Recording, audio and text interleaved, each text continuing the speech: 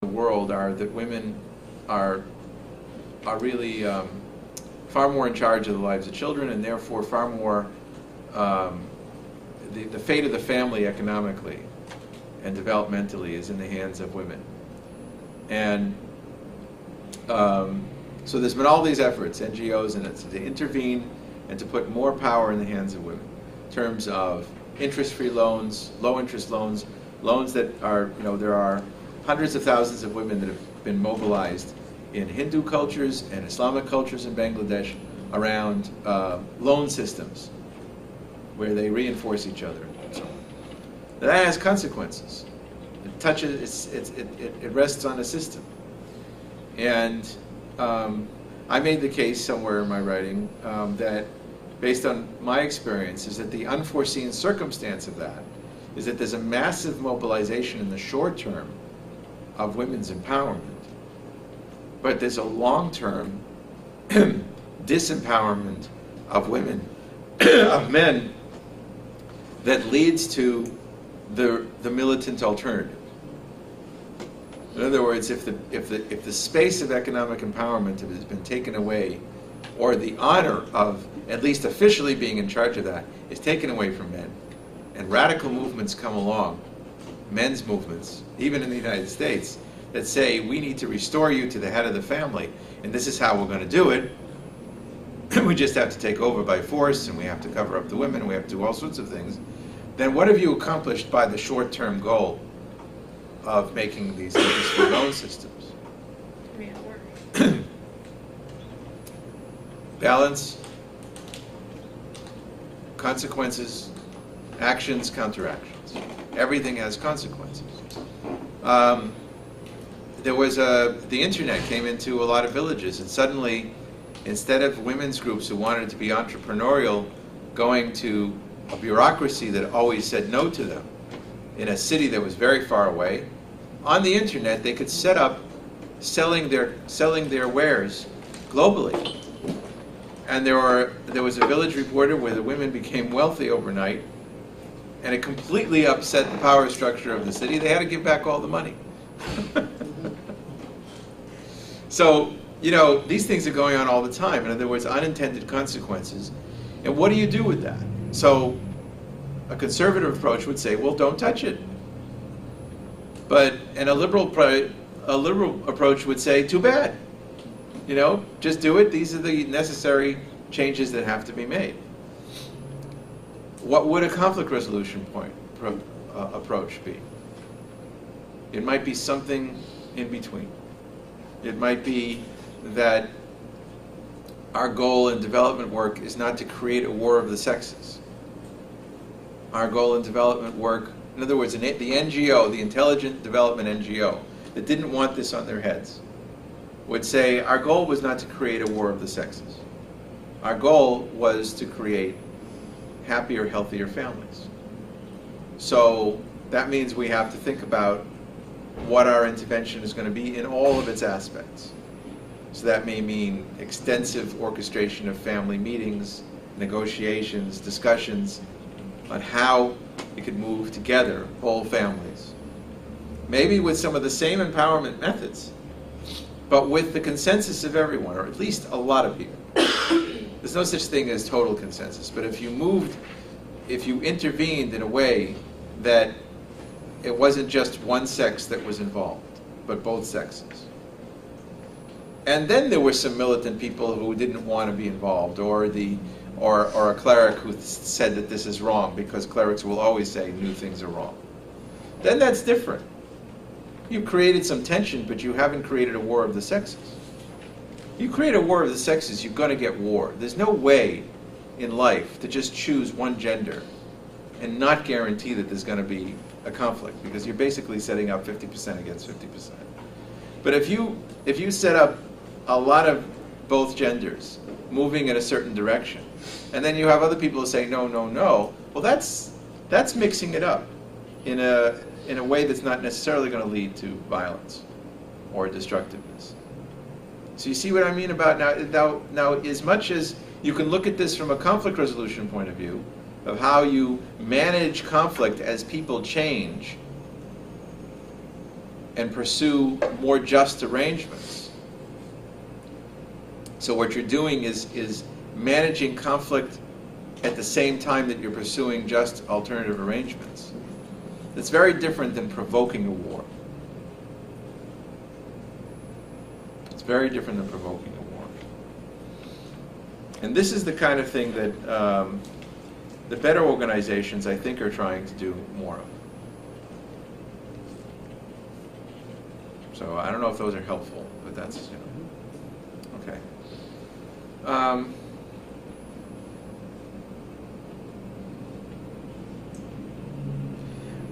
Let me also say finally that what I've tried to argue and what we've tried to do in the field is not so much is try to engage and elicit the best of what tradition has had to offer, without necessarily falling into the traps of where tradition is oppressive. And I would emphasize again that what traditions teach you, and this is true in many religions, it's not just Islam, is that traditions teach you that human beings change for the better, or they reconcile, and they come to peaceful relations only after profound emotional transformations.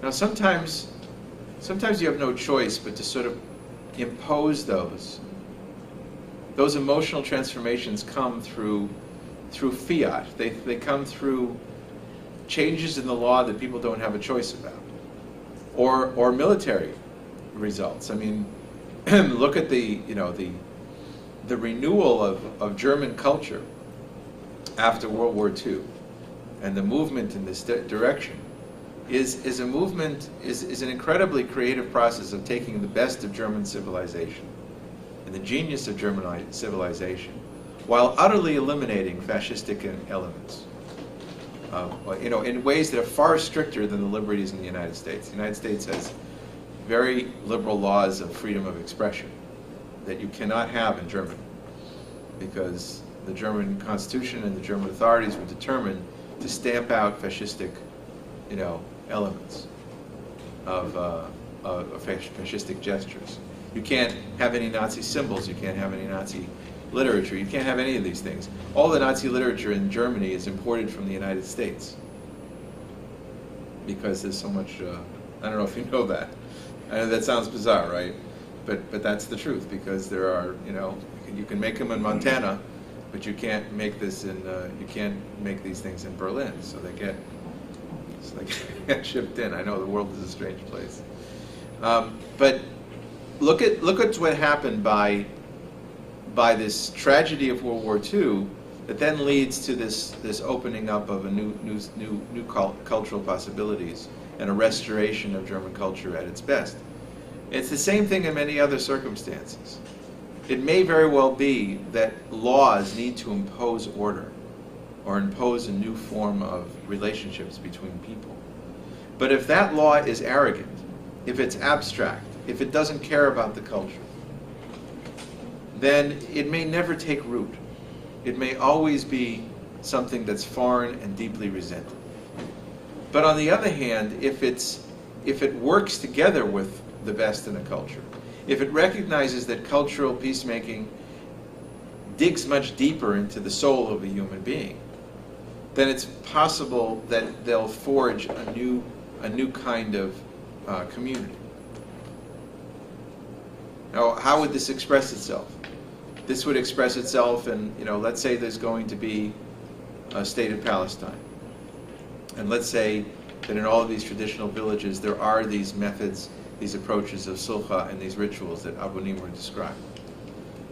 Maybe a progressive approach to a constitution and to a system of law would be the institution of laws that would allow for and encourage, when both parties consent, to a traditional process of reconciliation. But it would have to get the consent of the parties. See? See how you could possibly, combine these things. If in fact these restorations of honor and these ways of dealing with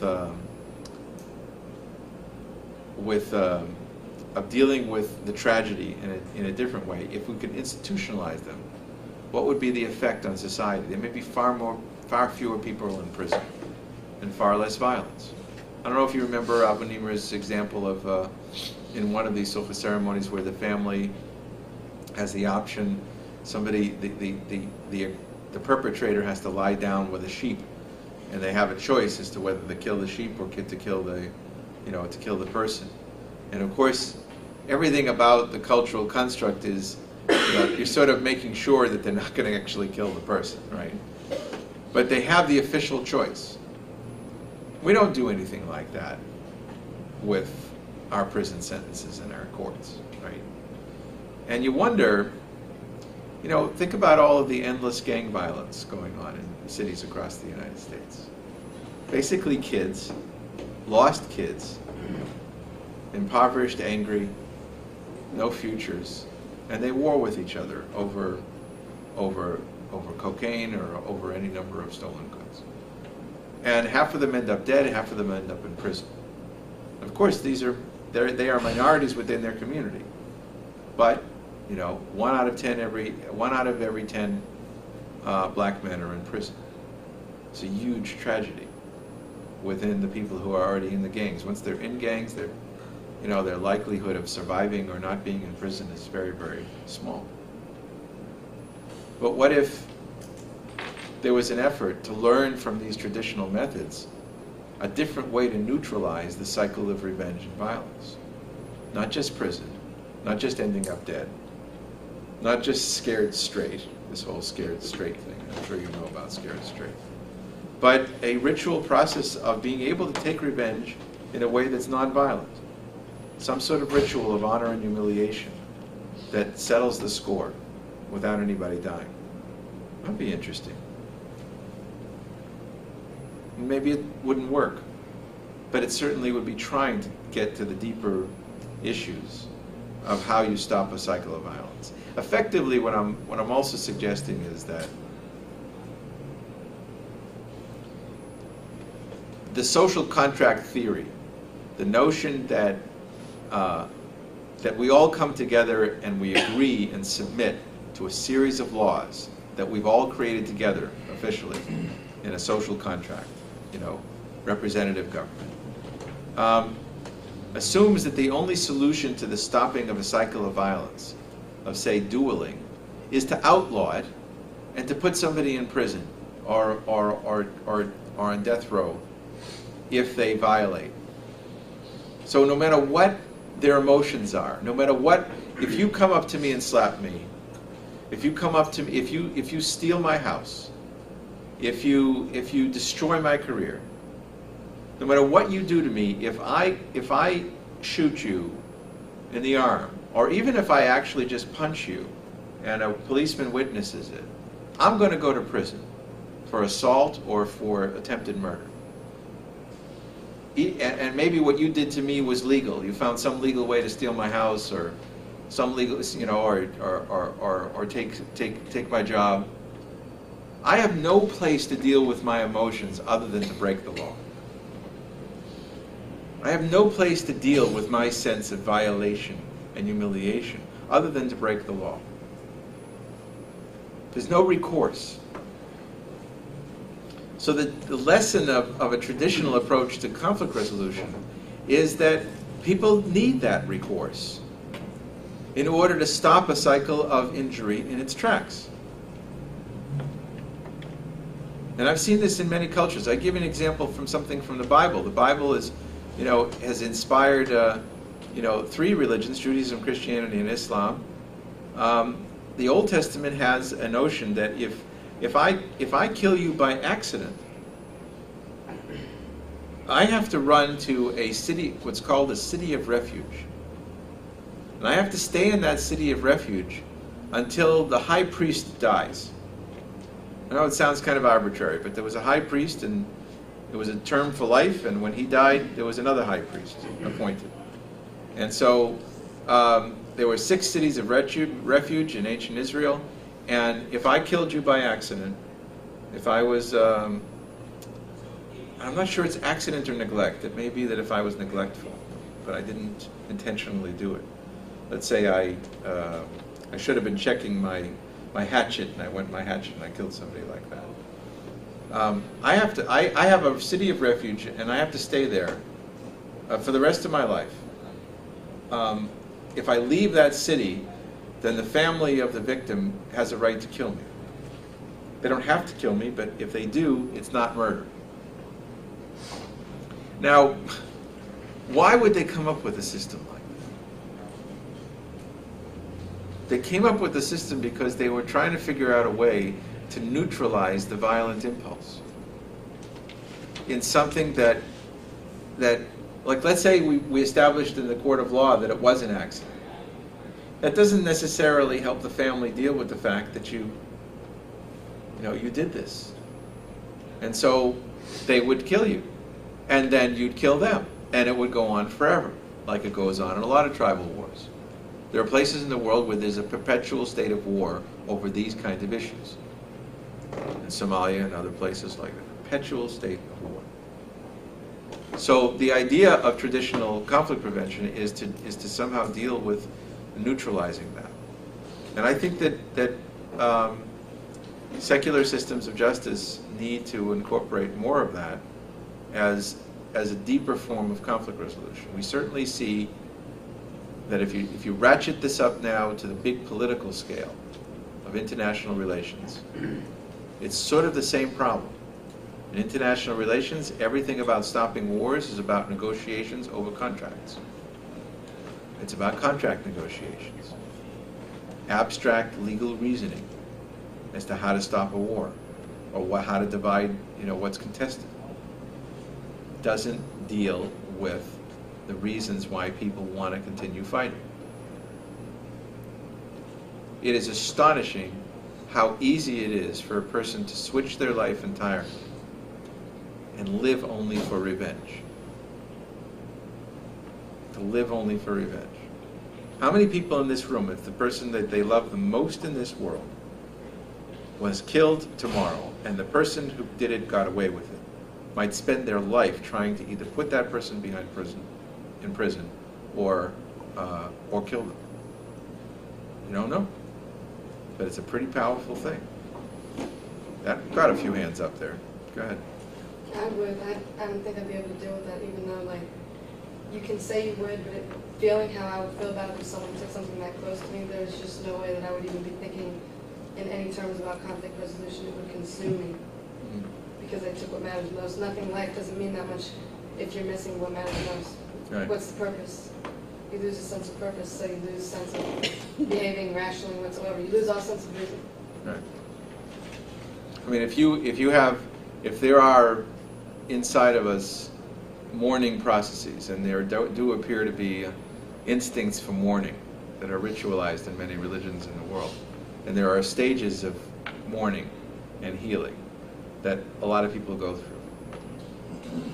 That can be completely thrown out the window if, on top of the mourning, you have to face the fact that it wasn't natural causes. There's somebody out there and there's no justice, and that could disrupt your whole mourning process. And instead of being able to move on or eventually discovering a reason to live, like you said, a reason to live, you can't, because there's still something undone here. That is what creates much of the violence in human history. And a lot of conflict resolution in traditional practices are designed to look at that at a very deep level. And a lot of abstract approaches to conflict resolution don't look at that at a deep level.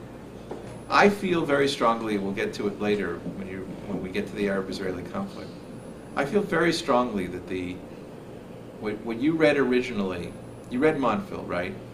Did you read anything from Vulcan? You didn't read Vulcan. Did you read from Vulcan? You did read from Vulcan. The most important insight from Vulcan and from psychoanalysis in general is that what looks rational on the surface and like a rational problem turns out not to be. That what looks like, gee, this conflict you know, if they figure out how to, like my mother says when she looks at the news, why can't they just get along? You know, and I mean, you know, she has her hatreds and her inveterate hatreds of certain groups in the world that she feels injured by. But when she sees another two groups on television killing each other endlessly, so why can't they just get along? You know, because, and so my point is that if what looks like a rational peace process turns out to be, it doesn't matter how rational it is, because it's not addressing the deeper reasons why people go on, why their identities have become warrior identities, fighting to the bitter end. And it's the same thing that we're talking about here. In other words, a very rationalistic approach to conflict resolution may not be able to address these deeper issues. And at the same time, the people who are used to rational negotiation and contracts don't really have the equipment to know how to get to that deeper level. And the idea of doing this for millions of people is unprecedented. I think there are individual leaders in history who got this. There are instances even in the Quran of, you know, a faithful Muslim will look at the Quran and have stories of Muhammad as an honorable warrior who knew how to shake hands with his enemies and reconcile despite what they had done to him. That is a faithful position in an Islamic thinking. Is it a generous warrior, a warrior who fights, but at the same time who can sue for peace, who can give honor to his enemies and come to a place of reconciliation. That's individual qualities. But when we have these large peace and conflict issues in front of us, whether it be in South America, whether it be North Korea, South Korea, all we know how to do are the hard-nosed negotiations. We can do them nicely, we can do them badly, and do them well.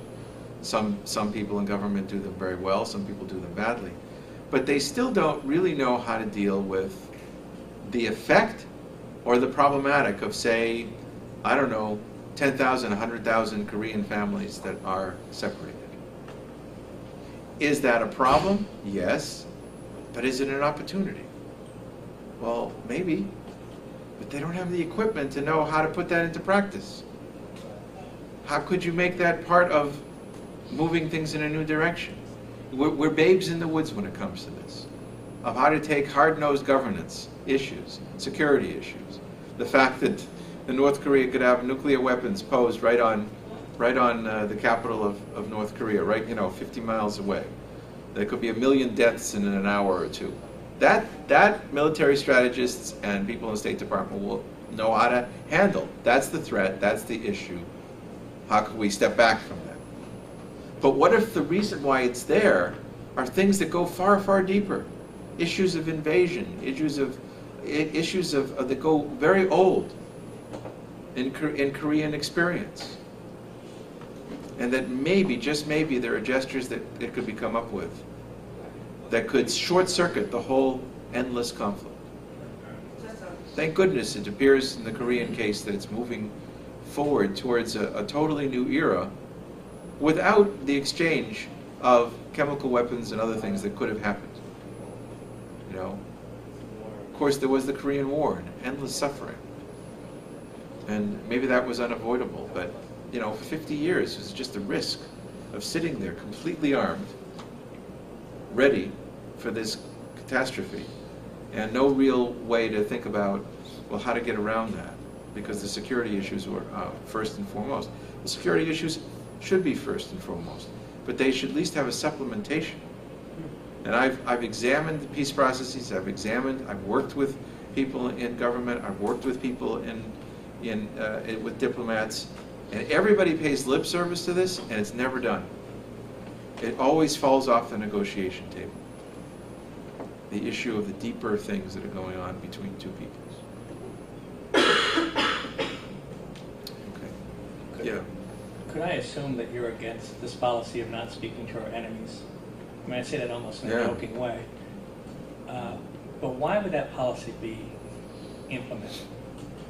What are your thoughts of why our president refuses to talk to national leaders who he considers terrorists. Or Right. It seems so absurd from all the things you're saying, all the things we're reading. And I think the majority of Americans thinks it's not right. So what is it about his makeup that wants him to do that? I'm not going to talk to you guys. Well, I'm not. It's a very militant makeup, extremely militant. It is arrogant. It is from a position of great strength, with the United States as the only superpower in the world. So enormous strength makes this an option. In other words, people often talk because they have to. But when there's only one superpower or one power, then there is not a compulsion, or there's not as much of an impetus to talk, and that's been going on for thousands of years. So that's part of it, is that there isn't enough balance. But it's also coming out of a long history of an innovation in human conflict. And that innovation is the targeting of civilians.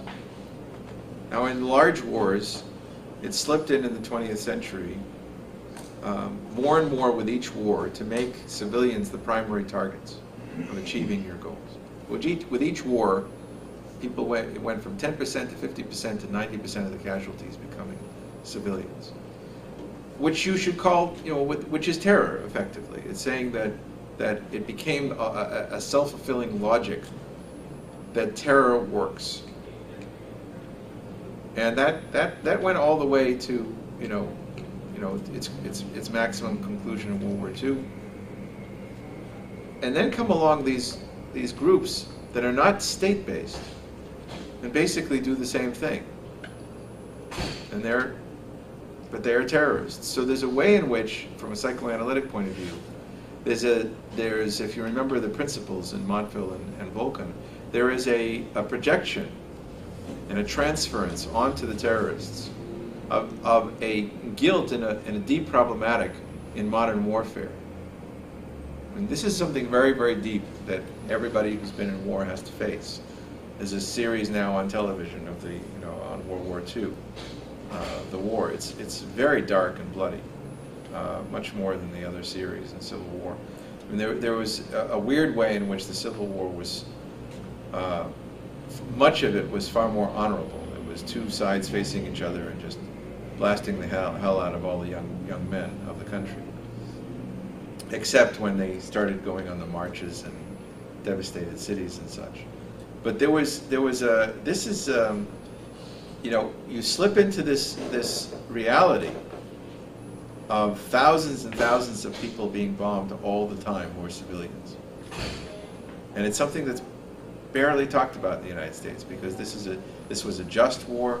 This is a war that had to be won against a very dangerous phenomenon called fascism. It had to be won. There was no choice. But there's very little conversation. Well, how much was this terror campaign effective? Is this really what won World War II? We don't have these kind of conversations, and I suspect we don't, because there's a tremendous amount of guilt about this. And so the real issue is that I think terrorism and being able to label somebody as terrorist and therefore evil is a kind of big transference on getting a handle on this issue of targeting civilians, so they become non-human in a certain sense, or not somebody you can talk to. Now that's very different than the rational calculus that recognition of a terrorist group will empower them, which is an argument to be made. And there's an argument to be made, and you could, but most people in diplomacy, and even in the history of warfare, going right back to Sun Tzu, will say you can talk to your enemy and still defeat them at the same time. That talking, on the contrary, can that preventing a war is the best way to win it. So there's a long history of considering your enemy to be inveterate and bloodthirsty, and at the same time the value of talking. That's what's mysterious about this, this evolution. And I suspect that this is a transference onto the terrorist of everything that is obnoxious and horrible about the 20th century. It doesn't mean I mean the barriers I had to go through to understand when you agree to talk to somebody, you agree to treat them with great warmth and respect. And you're sitting with somebody who you know ordered the killing of innocent people on a regular basis. So when I first did that, it was one of the worst moments of my life. It took me a week. I think I cried for a week after embracing somebody who I knew had done that.